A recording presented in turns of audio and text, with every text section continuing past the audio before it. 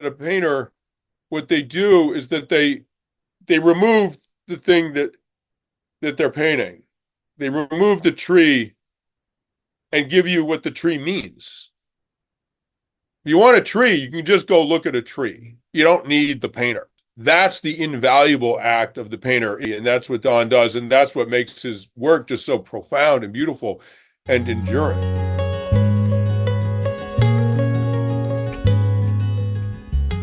Losing myself in the picture, whether I'm painting out in Beach Forest, say, or I'm inventing something in here, you enter just a very different sort of space, a way of being in the world. It's certainly in Beach Forest, the barriers between me, my idea of who and what I am and what the landscape is, that starts to dissolve. And I think it becomes a bit more real.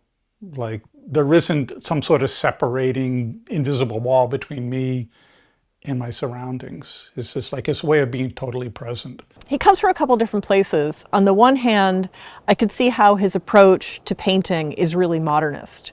And it's really grounded in abstraction and making a painting above all. But it's also a dialogue with a long history of landscape painting, of thinking about color, thinking about balance, engaging with kind of startling things that you start to notice when you're looking at a landscape. For me as a person, the combination in Don of someone who is like hardworking and makes his living in the world and knows how to do things, and also this sort of like high endeavor, this beautiful endeavor of the arts, that you could put that together in one person. You just frankly you don't meet that combination very often.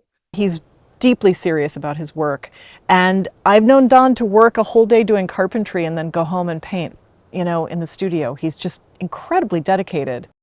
The theme of the bather is historically in European art, it was a way for artists to paint nude bodies and to give it a kind of veil of subject matter. His bathers are nearly always modern people who are cavorting around in bathing suits and who are very embodied in the landscape.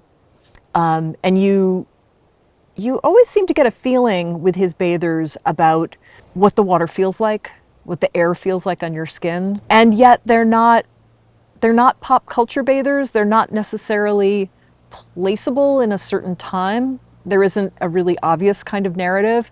And you never really feel like you're spying on them either. When you think about how the body is often represented of human, especially women, are represented in paintings, in art, they seem like that there's a certain context that they're in. I think with the bathers, it's a way of maybe more realistically depicting a person in the landscape. I want them to feel like they're something more real, like they're a real person. So these, like the women coming out of the water. There might be a woman that you might see walking out of the water at Heron Cove Beach. And I also want them to be assertive. I want them to look back at the viewer, as opposed to having a more passive presence.